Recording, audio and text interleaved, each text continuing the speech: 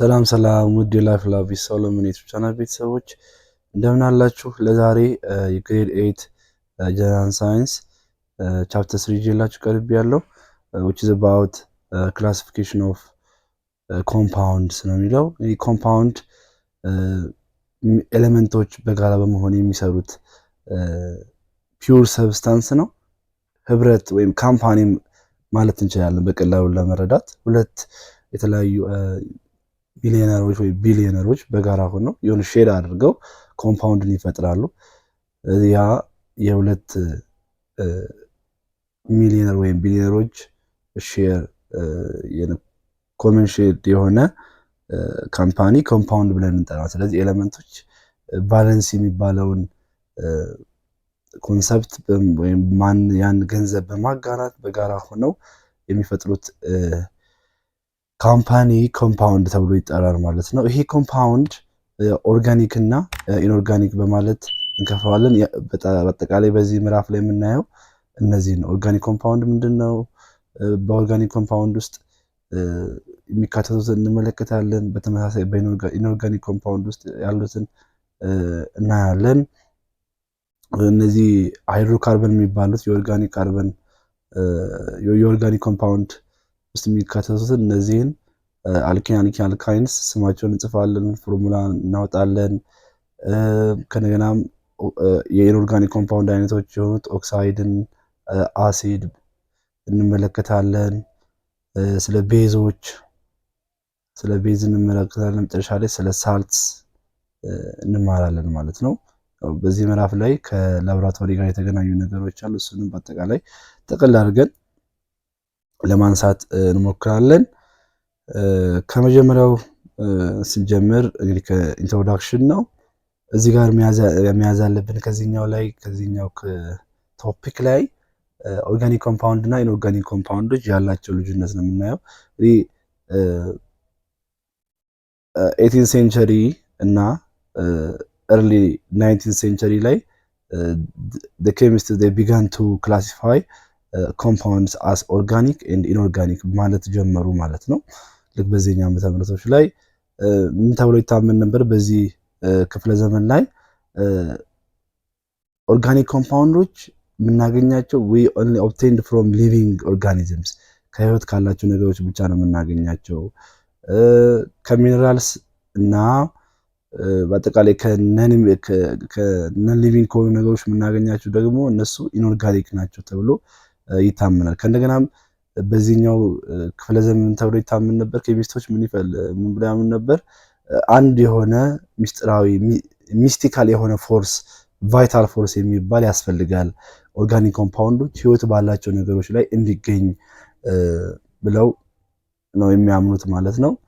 ያው ይሄ ኮንሰፕት ግን በኋላ ላይ በፍሬድሪክ ሆለር በሚባል ኬሚስት በዚህ በ1828 ወይም በ19ኛው ክፍለ ዘመን ላይ 19 ሴንቸሪ ላይ ዲስፕሩቭ ተደረገ ማለት ነው። ስለዚህ ይሄ ቫይታል ፎርስ የሚባል ኮንሰፕት የለም።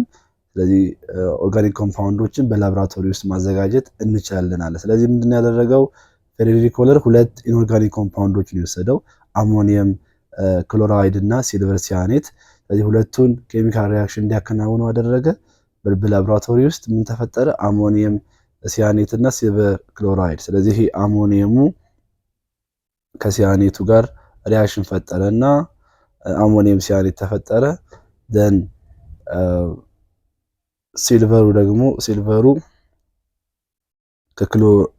ከክሎሪን ጋር ወይ ከክሎራይድ ጋር ሪአክሽን ፈጥሮ ሲልቨር ክሎራይድ ተፈጠረ ማለት ነው። ከዛ ምንድነው ያደረገው? ይሄ አሴ ባይ ፕሮዳክት ስለሆነ አልፈለገውም። ምንድነው ያደረገው? አሞኒየም ሲያኔትን በከፍተኛ ሙቀት ውስጥ ወይም እንዲሞቅ አደረገው። ደን ምን ተፈጠረ? መጨረሻ ላይ ዩሪያ የሚባል የመጀመሪያው the first synthetic or artificial organic compound was obtained ማለት ነው። ስለዚህ በዚህ መንገድ መግለጽ እንችላለን። NH2 ሁለት ስለሆኑ አንደኛው በዚህ ጋር እንጽፈዋለን፣ አንደኛው በዚህ ጋር እንጽፈዋለን። አንድ ካርበን እዚህ ጋር አለ። የመጀመሪያው ሴንትራል ላይ የምንጽፈው እሱ ነው። ደን ኦክሲጅን አለ፣ ከኦክሲጅን ጋር ዳብል ቦንድ ይፈጥራል። በዚህ መንገድም መጻፍ እንችላለን። በዚህኛው መንገድም ሊገለጽ ይችላል። ስለዚህ ዩሪያ የመጀመሪያው ኦርጋኒክ ኮምፓውንድ ሆነ ማለት ነው። ስለዚህ ከኢንኦርጋኒክ ኮምፓውንዶች ኦርጋኒክ ኮምፓውንዶች መዘጋጀት ቻሉ ማለት ነው። ከዚህ በፊት ግን ኦርጋኒክ ኮምፓውንዶች የሚገኙት ህይወት ባላቸው ነገሮች ብቻ ናቸው። በላቦራቶሪስ ማስገኘት አንችልም። ህይወት ባላቸው ነገሮች ላይ እንዲገኙ ደግሞ ቫይታል ፎርስ ያስፈልጋል ብሎ ነበረ ይታመን ነበር ከ19ኛው ሴንቸሪ በፊት ወይም ከፔሪዮዲክ ወለር በፊት። አሁን ግን ይህ አዲስ ፕሩቭ ተደረገ ማለት ነው። ስለዚህ ይኸው የቫይታል ፎርስ ቲዮሪ ኮምፕሊትሊ አበንደን፣ ስለዚህ ሙሉ በሙሉ ውድቅ ተደረገ ማለት ነው። ያው በተለይም ኦርጋኒክ ኢንኦርጋኒክ ያላቸው የኦርጋኒክ እና ኢንኦርጋኒክ የሚለው የዴፊኒሽኑ ሁኔታ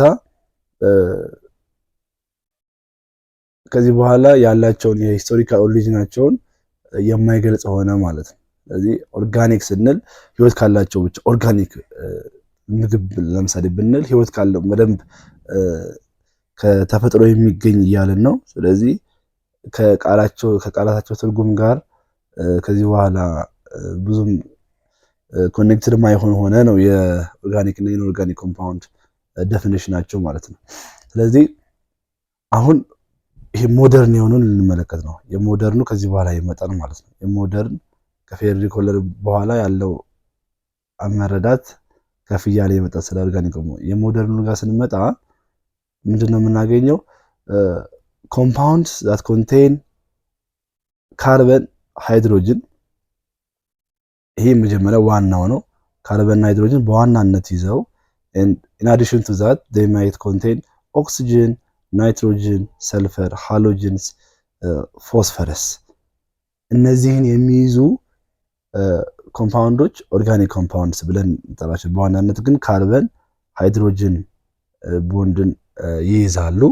በተጨማሪነት ደግሞ እነዚህን ነገሮች አብረው ሊይዙ ይችላሉ ማለት ነው። ነገር ግን ኤክሰፕሽናሎች አሉ። ካርበን ሃይድሮጅንን ካርበንን በውስጣቸው ይዘው ግን ከኦርጋኒክ ኮምፓውንድ የማይመደቡ አሉ። ለምሳሌ ካርበን ዳይኦክሳይድን ብንወስድ ካርበን ዳይኦክሳይድ፣ ካርበን ሞኖክሳይድ እነዚያን ካርበንን ይዘዋል። ነገር ግን ሃይድሮጅንን ስላልያዙ ከኦርጋኒክ ኮምፓውንድ አይመደቡም። ካርቦኔትስ ለምሳሌ ሶዲየም ካርቦኔት መውሰድ እንችላለን። ሶዲየም ካርቦኔት ምን አይደለም ኦርጋኒክ ኮምፓውንድ አይደለም። ካርበንን ቢይዝም ሃይድሮጅን ባለመያዙ ምክንያት ማለት ነው። ሃይድሮጅን ካርቦኔት ይሄ ነው ትንሽ ለየት የሚያደርገው።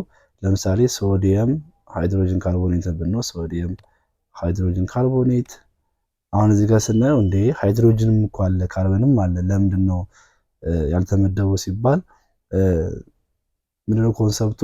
ካርበን ከሃይድሮጅን ጋር በቀጥታ ቦንድ መፍጠር አለበት ኦርጋኒክ ኮምፓውንድ ለመፍጠር ማለት ነው። ስለዚህ እዚህ ጋር ኦርደሩ ስታዩት የተገናኙ ሊመስል ይችላል ፎርሙላ ላይ ሲጻፍ። ነገር ግን ካርበን ከሃይድሮጅን ጋር አይደለም እዚህ ጋር ኮኔክትድ የሆነው በዚህ ምክንያት ሃይድሮጅን ካርቦኔቶች ያሉ። ሌላው ሲያናይዶች አይሆኑም። ሲያናይት እነዚህ ካርበንን በውስጣቸው ቢይዙም ግን ከምን አይመደቡም? ከኦርጋኒክ ኮምፓውንድ አይመደቡም። ኢንኦርጋኒክ ኮምፓውንዶች የምንላቸው ደግሞ they don't contain ካርበንን አይዙም። እንደገና ከሚነራልስ እና ከነን ሊቪንግ ቲንጎች ነው የምናገኛቸው። ስለዚህ ይሄው ካርበንን በውስጣቸው አይዙም። ነገር ግን ምን ይጨምራሉ? ካርበን ኤክሰፕሽኖችን ይጨምራሉ። ቅድም የዘረዘርናቸው ካርበንን ይዘው ነገር ግን ከኦርጋኒክ ኮምፓውንድ የሚመደቡት ከየት ነው ማለት ነው? ከኢንኦርጋኒክ ኮምፓውንድ ነው። ስለዚህ ካርበን ዳይኦክሳይድ፣ ካርበን ሞኖክሳይድ፣ ካርቦኔቶች፣ ሃይድሮጅን ካርቦኔቶች እነዚህ ካርበንን የያዙ ነገር ግን ከኢንኦርጋኒክ ኮምፓውንድ የሚመደቡ ናቸው ማለት ነው። ይህን ኮንሰፕት በደንብ መያዝ አለባችሁ። ካርበን ሃይድሮጅን በቀጥታ የተጣመሩበት እና ሌላም ሊጨምር ይችላል ለናይትሮጅን ኦክሲጅንን ያ ኦርጋኒክ ኮምፓውንድ ይባላል። ኢንኦርጋኒክ ኮምፓውንድ ካርበንን ያላዙ ወይም ደግሞ ካርበን ኤክሰፕሽንስ ሆነው እንደነ ካርበን ዳይኦክሳይድ፣ ካርበን ሞኖክሳይድ ያሉትን የሚይዙ ናቸው ማለት ነው። ኢንክላሲፋይ ለማድረግ ቀላለው። የመጀመሪያው ይሄ ኦርጋኒክ ነው፣ ምክንያቱም ካርበን ሃይድሮጅንን ስለሚይዝ ይሄ ኦርጋኒክ ይሆናል። ኦርጋኒክ ሶዲየም ክሎራይድ እዚህ ጋር ምንም አይነት ካርበንም ሃይድሮጅንም የለም፣ ስለዚህ ይሄኛው ኢንኦርጋኒክ ነው። ካልሲየም ኦክሳይድ እዚህ ጋር ምንም አይነት ካርበን ሃይድሮጅን የለም፣ ኢንኦርጋኒክ ነው። በተመሳሳይ ይሄ ካርበን ሃይድሮጅን ሁለቱን በአንድ ላይ የያዘ ነው። ስለዚህ which is ኦርጋኒክ ነው። በተመሳሳይ ይሄም ካርበን ሃይድሮጅንን የያዘ ነው which is ኦርጋኒክ። የመጨረሻውም ኦርጋኒክ ይሆናል። ስለዚህ በቀላሉ ካርበን ሃይድሮጅንን የያዘ ከሆነ ከኤክሰፕሽኖች ውጪ ከሃይድሮጅን ካርቦኔት ውጪ ከካርቦኔት ከሌሎችም ኤክሰፕሽኖች ውጪ ካርበን ሃይድሮጅንን በቀጥታ ይጣመሩበት ከሆነ ኦርጋኒክ ብለን በቀላሉ መመለስ እንችላለን ማለት ነው። ኦርጋኒክ ኮምፓውንዶችን ማየት ስንጀምር እንግዲህ መጀመሪያ የምናገኛቸው ሃይድሮካርበንስ ናቸው። ሃይድሮካርበንስ ከሰማቸው እንደምትረዱት ሃይድሮ ሲባል ሃይድሮጅን ነው። ደን ካርበን አለ። ምንድነው they contain only what carbon and hydrogen atom ሁለቱንም ብቻ ነው የሚይዙት። ሶስት ክላሶች አሉ አልኬን፣ አልኪንስ፣ አልካይንስ። እዚህ ጋር የምንይዘው ጀነራል ፎርሙላቸውን እና አባላቶቻቸው እንዴት ነው የምንጽፈው ነው። ስለዚህ የአልኬን ጀነራል ፎርሙላ ይሄን ይመስላል CnH2n +2 ማለት ነው። እዚህ ጋር NN ምንድነው የሚነግራችሁ ነምበር ኦፍ ካርበን አተም የካርበን አተም ብዛት ነው የሚነግራችሁ። በአልኬን ጊዜ ከአንድ ይጀምራል ከዛ ሁለት እያለ ይቀጥላል።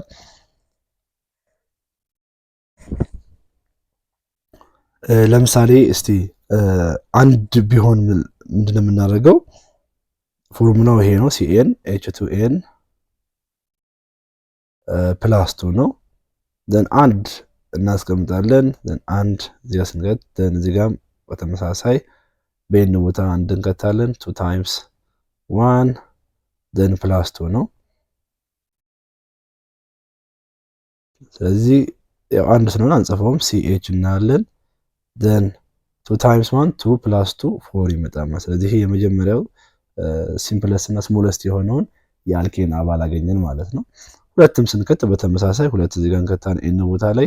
አሁን በተመሳሳይ በኤን ቦታ ላይ አሁን ሁለት እንከታለን። ዘን C2 ይሄ 2 ሲባዛ በ2 4 ሲደመር 2 6 ይመጣል ማለት ነው። ሶስትም በተመሳሳይ ኤን ጋር እንከታለን። ዘን 2 ታይምስ 3 6 +2 8 C3H8 ይሆናል። አራትም ሲሆን አራት እንከታለን እዚህ ጋር ዘን እዚህ ጋር አሁንም ኤን ጋር አራት እንከታለን። 4 ሲባዛ በ2 8 ሲደመር 2 10 ይመጣል ማለት ነው። በቀላሉ እነዚህን እንትናቸውን ማግኘት እንችላለን ፎርሙላቸውን።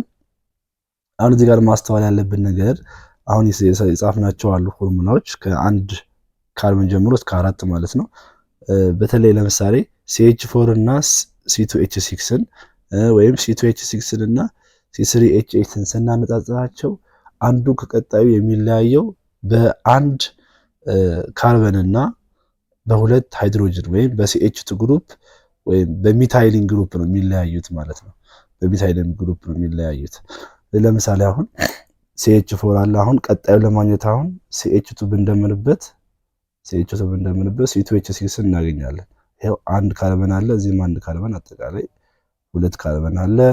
እዚህ ጋር አራት ሃይድሮጅን፣ እዚህ ጋር ሁለት ሃይድሮጅን አጠቃላይ ስንት ሃይድሮጅን? 6 ሃይድሮጅን C2H6 ማለት ነው። ይሄኛውን አገኘን፣ ቀጣዩን አገኘን ማለት ነው። አሁንም CH2 ብንደምርበት ከC2H6 ላይ C2 እዚህ ጋር ሁለት ካርበን አለ፣ እዚህ ጋር አንድ ካርበን አጠቃላይ 3 ካርበን አለ። እዚህ ጋር 6 ሃይድሮጅን፣ እዚህ ጋር ሁለት ሃይድሮጅን አጠቃላይ 8 ሃይድሮጅን አለ ማለት ነው። ይሄንን አገኘን ማለት ነው። ስለዚህ አንዱ ከቀጣዩ የሚለያዩት በCH2 ግሩፕ በአንድ ካርበን እና በሁለት ሃይድሮጅን ነው ማለት ነው። ስለዚህ ይሄ ምን ተብሎ ይጠራል?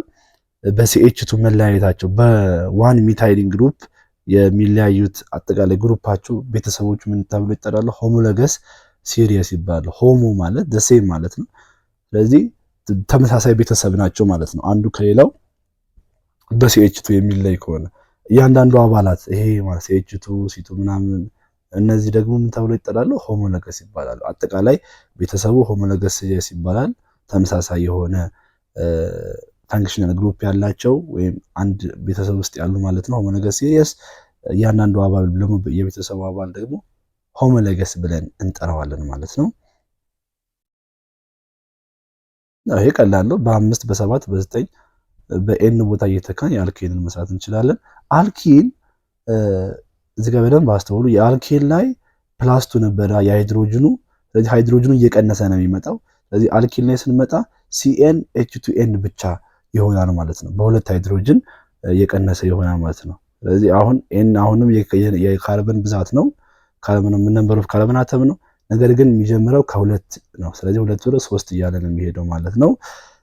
ለምሳሌ ይኸው በሁለት ቢጀምር 2 እዚህ ጋር ኤን ላይ እናስገባለን። አሁንም 2 እዚህ ጋር እናስገባለን በኤን ቦታ then 2 times 2 4 ይመጣል C2H4። በተመሳሳይ ሌሎቹንም መስራት ይቻላል ማለት ነው።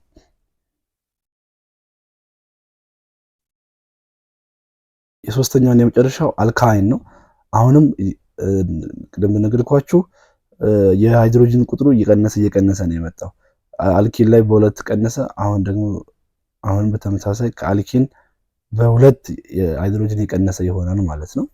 CnH2n -2 ነው ማለት ነው የአልካይን። ስለዚህ አሁንም ኤን ከሁለት ነው የሚጀምረው። ስለዚህ የመጀመሪያውን ለመጻፍ እንደምናደርገው በኤን ቦታ 2 እንተካለን። አሁንም በተመሳሳይ በኤን ቦታ 2 እንተካለን። 2 times 2 4 ይመጣል። then 4 ሲቀነስ 2 C2H2 ይመጣል ማለት ነው። ሌሎቹም በዚህ መንገድ ይሰራሉ ማለት ነው።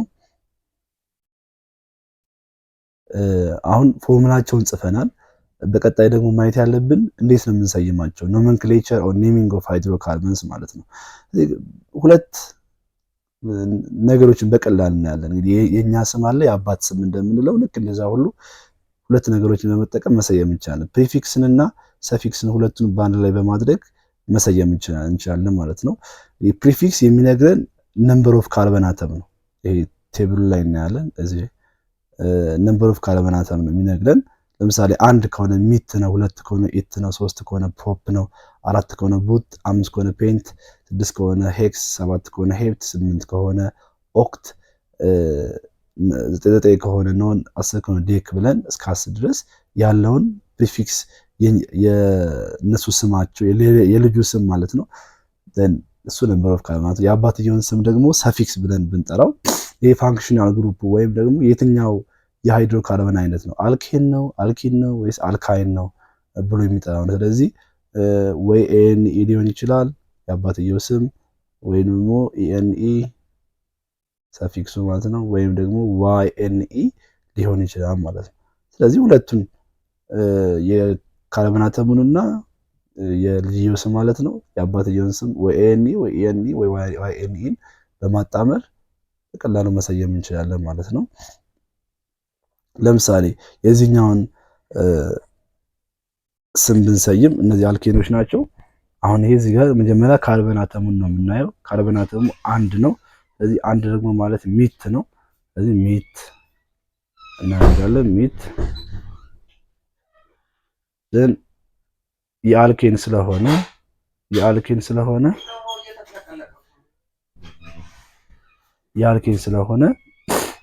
የአባትየው ስም ምን ይሆናል? ሚቴን ይሆናል ማለት ነው።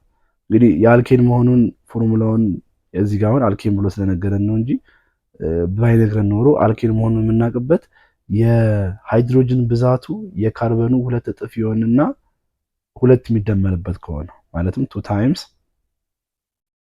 ለምሳሌ እዚህ ጋር የካርበን ቁጥሩ 1 ነው ሲደመር 2 ሲሆን የሃይድሮጅን ቁጥሩ የምናገኘው ከሆነ ይሄ አልኬን ነው። ስለዚህ 2 ሲባዛ በ1 2 ነው፣ ሲደመር 2 4 ነው። ስለዚህ አልኬን መሆኑን አውቀናል። ስለዚህ በዚህ የተነሳ አባቱን ስም ካወቅን ሚቴን ብለን ቀላሉ መሰየም እንችላለን።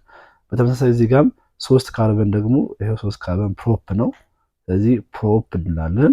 የልጅየውን ስም አገኘን። ደን የአባትየውን ስም ለማግኘት ልጅየውን መጠየቅ ነው ብለናል። ያው ከልጁ በላይ ስለ አባቱ የሚያውቅ የለም። ስለዚህ 3 ነው ልጅየውን ስንጠይቅ እዚህ ጋር 3 ነው። ደን እዚህ ጋር እንደምታዩት 3 ሲባዛ በ2 ሲደመር 2 ሲሆን ይሄንን የአባትየውን ስም ልናገኝ ነው ማለት ነው። ስለዚህ ይኸው 8 ሆነ። 8 ማለት ደግሞ የሃይድሮጅኑ ብዛት በ2 ተባዝቶ ሲደመር 2 የሚመጣ ከሆነ አልኬን ነው። ስለዚህ አሁንም ፕሮፔን ይሆናል ስሙ ማለት ነው። በቀላሉ እንደዚህ ማድረግ እንችላለን። የካርበን ቁጥሩን መሰየም መጀመሪያ፣ ከዛ በኋላ የአባትየውን ስም ለማግኘት አልኬን ነው አልካይን የሚለውን በፎርሙላው አስገብቶ በመስራት በቀላሉ መሰየም እንችላለን ማለት ነው። በተመሳሳይ ይሄ የአልኪን ላይ ስንመጣም የአልኪን ላይ ደግሞ ሲሆን የልጅየው ስም ቀላል ነው። 2 ካርበን ማለት ያው እንደምታዩት ኢት ማለት ነው። ስለዚህ ኢት እንላለን። ኢት ካልን በኋላ የአባትየውን ስም ደግሞ ለማግኘት በቀላሉ የሃይድሮጅኑ 2 እጥፍ ከሆነ 2 ታይምስ ኤን ነው። ስለዚህ 2 ሲባዛ በ2 ሲሆን 4 ነው የምናገኘው። ስለዚህ አልኪን መሆኑን እናገኛለን። አልኪን ከሆነ ሃይድሮጅኑ የካርበኑ 2 ታይምስ 2 እጥፍ ነው የሚሆነው ማለት ነው። ደን ኢት አድርገን ኢን እንጨምራለን፣ ኢቲን እንጨምራለን። በተመሳሳይ አሁንም እዚህ ጋር ኤች 8 ናት። ስለዚህ 4 ሲሆን ደግሞ ይሄው እንደምታዩት 4 ቡት ነው። እዚህ ካርበኑ 4 ሲሆን ደን ቡት እንልና ቡት ካልን በኋላ አሁን ሃይድሮጅኑ የካርበኑ 2 ታይምስ ስለሆነ ቡቲን ይሆናል ማለት ነው። የአልካይን የመጨረሻው ስንሰራ የአልካይን የካርበን የልዩ ስም ምንም የሚመጣ አይደለም። ቀጥታ ሄደን የካርበን ቁጥሩን አይተን ስሙን ማየት ነው። 3 ሲጋ ይኸው ቅድም እንዳየነው ፕሮፕ ነው። ስለዚህ ፕሮፕ እንላለን። የአባትየውን ስም ደግሞ ለማግኘት አልካይን መሆኑን ለማወቅ የሃይድሮጅን ቁጥሩ በሁለት የካርበኑ በሁለት ተባዝቶ 2 ሲቀነስበት፣ ስለዚህ 2 ሲባዛ የካርበን ቁጥሩ 3 ነው። እዚህ ጋር ሲቀነስ 2 ከሆነ ያመጣልናል ማለት ነው። 2 ሲባዛ በ3 6 ነው። ሲቀነስ 2 4 ነው። ስለዚህ አልካይን መሆኑን አወቅን ማለት ነው። ስለዚህ ፕሮፓይን ብለን ስሙን እንሰይማለን ማለት ነው። ይሄ እዚህ ጋር በተመሳሳይ 4 ሲሆን ቡት ነው፣ ቅድም እንዳየነው ቡት። ከዛን አሁን ደግሞ በተመሳሳይ 2 ታይምስ 4 ማይነስ 2 ስናደርገው ማግኘት አለብን። ስለዚህ ምን ሆነ? 8 ነበር። 8 ሲቀነስ 2 ደግሞ 6 ይመጣል። ስለዚህ አልካይን መሆኑን አወቅን፣ ቡታይን እናደርጋለን ማለት ነው። ስለዚህ በዚህ መንገድ ስማቸውን መሰየም እንችላለን።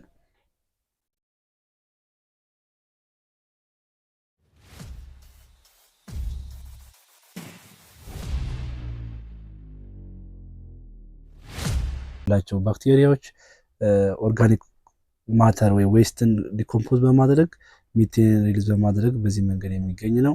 ሌላኛው ፕሮፔን ኤንድ ቡቴን ነው። ኮሚንሊ ናውን አስ ቡታ ጋዝ ተብለው በዚህ ስም ይታወቃሉ። እነዚህ ሁለቱ ጋዞች they stored in a cylinder in a very high pressure ማለት በጣም በከፍተኛ ፕሬሸር ውስጥ በከፍተኛ ግፊት ውስጥ ሆነው በሲሊንደር ውስጥ ስቶርድ ሆነው ነው የምናገኛቸው። ከዛ በኋላ ባስፈለገ ሰዓት ደግሞ ለኩኪንግ እና ለሂቲንግ ፐርፐዝ የምንጠቀማቸው ናቸው። ይሄ ቡታጋዝ የምንለው ሲሊንደር ወይም ደግሞ በንሰን በርነር የምንለው እሱ ውስጥ በንሰን በርነር ውስጥም የሚገኙትም እነዚህ ሁለቱ ጋዞች ናቸው። ወይም በኪችን ላይ ሲሊንደር ብለን የምንጠራው እዛ ውስጥ የሚገኙት እነዚህ ናቸው። ሌላው ኢታይን ነው፣ ወይም ሌላኛው ስሙ አሲቲሊን ይባላል። አሲቲሊን ይሄ ሌላኛው ስሙ ነው። ምንድነው ጥቅሙ? ኢታይን ከኦክሲጂን ጋር ሪአክሽን በመፍጠር እዚህ ጋር የምታዩትን ኦክሲ አሲቲሊን የተባለ ነበልባል ፍሌምን ይፈጥርልናል። እንግዲህ እዚህ ጋር አንደኛውን ቲዩብ ነው እንጂ የምታገኙት እዚህኛው የአሲቲሊኑ የሚቀመጥበት አለ። ደን እዚህ ጋር የኦክሲጂኑ አለ ብለን ብናስብ ደን ኦክሲጂኑ በዚህ በኩል ይገባል። ደን የአሲቲሊኑ በዚህ ጋር ሰው እዚህ ጋር ሁለቱ ይገናኛሉ፣ ኦክሲጂኑና አሲቲሊኑ። ስለዚህ ምን ይፈጠራል? በሁለቱም መካከል በሚፈጠረው ሪአክሽን ኦክሲ አሲቲሊን የሚባል ይሄን የመሰለ ኦክሲ አሲቲሊን ነበልባል እናገኛለን ማለት ነው። ስለዚህ ኦክሲ አሲቲሊን ፎር ካቲንግ ኤንድ ዌልዲንግ ኦፍ አይረን ኤንድ ስቲል ለመቆራረጥ ለመበየድ ያገለግላል። ሌላኛው ኢታኖል ወይም ኢታይል አልኮል ነው። ይሄ ሜን ኮምፖነንት ኦፍ አልኮሊክ ቤቨሬጅ በአጠቃላይ አልኮሊክ ድሪንኮች ላይ የምናገኘው ነው። ቢር ላይ፣ ዋይን፣ ጠላ፣ ኡዞ፣ ጠጅ ማንኛውም አልኮሊክ ድሪንክ ላይ የምናገኘው በዋናነት ኮምፖነንት ኢታኖል ብለን የምንጠራው ነው። ይሄ የሚፈጠረው ምንድነው? ባጭሩ C6H12O6 ይሄ ግሉኮስ አለ። ይሄ በተለይ ለምሳሌ ቢራ ለምሳሌ ሊሆን ይችላል ለማዘጋጀት ገብስ እንጠቀማለን። ስለዚህ ይሄ ገብስ ሶርስ ኦፍ ካርቦሃይድሬት ነው። ያ ደግሞ ለፈንገሶቹ ወይም ለይስቶች ምግባቸው ነው።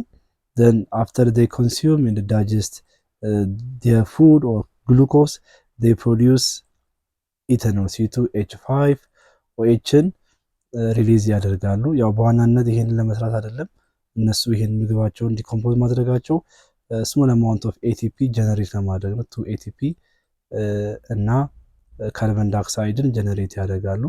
ስለዚህ በፈርመንቴሽን ሂደት ገብሱም ሊሆን ይችላል ማንኛውም አልኮል ለማዘጋጀት የምንጠቀማቸውን ያንን ባይነማይታዊ ማይክሮ ኦርጋኒዝምስ ይስት ስፔሲፊካሊ ሳካሮማይሲስ ሰርቪስ የሚባሉ ይስቶች ያንን ዲኮምፖዝ በማድረግ በመብላት አሴ ባይ ፕሮዳክት በሚያስገኙት ምክንያት እንግዲህ ኢታኖል በሚባለው ምክንያት ነው አልኮል የሚባለው ነገር የተገኘው ማለት ነው።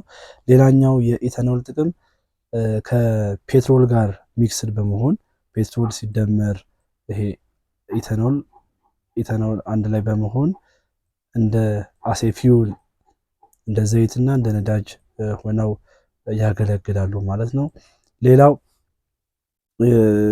in the production of acetic acid ላይም እንደ አንድ ኮምፖነንት ሆኖ ያገለግላል።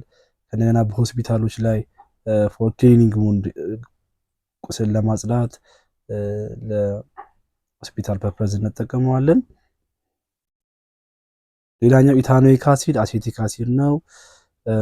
እንግዲህ ቬኔገር ወይም አቼቶ የምንለው ከአጠቃላይ ኮምፖነንቱ ከ4 እስከ 8% በውስጡ የሚይዘው አሴቲክ አሲድ ነው። የቀረው አብዛኛው ፐርሰንት ዋተር ነው። እንግዲህ ምንድነው ጥቅሙ? ፎር ፍሌቨሪንግ ኤጀንት ነው። ምግብ ጥሩ ሽታ እንዲኖረው ከእንደገና ደግሞ አሲድ ዲስኢንፌክታንት ሆኖ ያገለግላል። ወይም ኢንፌክሽን ማምጣት የሚችሉ በሽታ የሚያመጡ ነገሮች እንዳያጠቁ ነገሮችን ለማጽዳት እንጠቀምበታለን። ፎር ፕሪዘርቬሽን ኦፍ ቬጅቴብልስ ወይም ፒክሊንግ ማለት ሳላድ ሊሆን ይችላል። ወይም ለረጅም ጊዜ ለማቆየት ከፈለግን አትክልቶችን የምንጠቀምበት ቬኔገር ነው። ይሄ አሁን እንደምታዩት በተለይ ለፒክሊንግ ወይም ቬጅቴብሎች ለረጅም ጊዜ ፕሪዘርቭ ለማድረግ እስከ 18% አሴቲክ አሲድ በውስጡ የያዘውን ይዘት ያለውን ልንጠቀም እንችላለን ማለት ነው። አጠቃላይ ግን ፕሪዘርቬሽን ወይም ምግብ ለረጅም ጊዜ እንዲቆይ ከባክቴሪያ ነፃ ሆኖ እንዲቆይ የሚያደርግልን ነው። ሌላኛው ፎርማሊን ነው። ፎርማሊን ስንል የፎርማልዳይድ የሚባል ኦርጋኒክ ኮምፓውንድ አለ። ይሄ ፎርማልዳይድ በውሃ ውስጥ ዲዞልቭ ሲሆን የሚፈጠር ነው ፎርማሊን። የፎርማሊን ከአጠቃላይ ኮምፖነንቱ 40% በውስጡ ፎርማልዳይድን ይዛል። የተቀረው 60% ዋተር ነው። ምንድነው ጥቅሙ ብለን ስንጠይቅ ፕሪዘርቬሽን ኦፍ ባዮሎጂካል ስፔሲመን፣ ይሄ የስነ ህይወት ናሙናዎችን ለረጅም ጊዜ ሳይበስብሱ ለማቆየት እንጠቀምበት። ዋት ኢዝ ዘ ሪዝን ብለን ስንጠይቅ ደግሞ ቢኮዝ ኢት ሜክስ ፕሮቲን ሃርድ ኤንድ ኢንሶሉብል ማለት ነው። ስለዚህ ፕሮቲኑ እንዳይበሰብስና ጠንካራ ሆኖ እንዲቆይ ለረጅም ጊዜ እንዲቆይ በማድረግ በዚህ የተነሳ ባዮሎጂካል ስፔሲመኖች እንዲጠበቁ ያደርግልናል ማለት ነው። በተለይ እነዚህ ዚኦሎጂካል ሙዚየም ላይ የመጎብኘት እድል ካገኛችሁ እነዚህ አኒማልስ በፎርማሊን ደርቀው ለጉብኝት የሚቀርቡበት መንገድ አለ። ዚኦሎጂካል ሙዚየም፣ ኸርባሪየሞችን በተመሳሳይ የእጽዋት የማሳያ ሙዚየምስ እነዚህ አካባቢ ላይ እነዚህ ዚኦሎጂካሎች እንጠቀማለን። ለተለያዩ ሪሰርች ፐርፐዝም እንጠቀማለን። ለምሳሌ የአሳ ምርምር ለማድረግ ብንፈልግ እንግዲህ አሳውን በፎርማሊን ውስጥ በመንከር በማስቀመጥ ለረጅም ጊዜ ሳይበሰብስ ሳይበላሽ እንዲቆይ ማድረግ እንችላለን ማለት ነው። እዚህ ጋር ጥያቄዎች አሉ። የትኛው አልኬን አልካይን ነው? ባጭሩ አልኬን ከሆነ የሃይድሮጅን ብዛቱ በሁለት ከካርበኑ በሁለት ተባዝቶ 2 የሚጨምር ከሆነ የአልኬን ይሆናል። የአልካይን ደግሞ በሁለት እጥፍ የሚሆን ከሆነ የሃይድሮጅኑ የአልኪን ማለት ነው። የአልካይን ደግሞ ማለት በሁለት እጥፍ ሆኖ ሲቀነስ በሁለት ሃይድሮጅን የሚቀንስ ከሆነ በዚህ መንገድ መለየት እንችላለን። እዚህ ጋር እንደምታዩት እዚህ ጋር ሃይድሮጅኑ 10 ነው።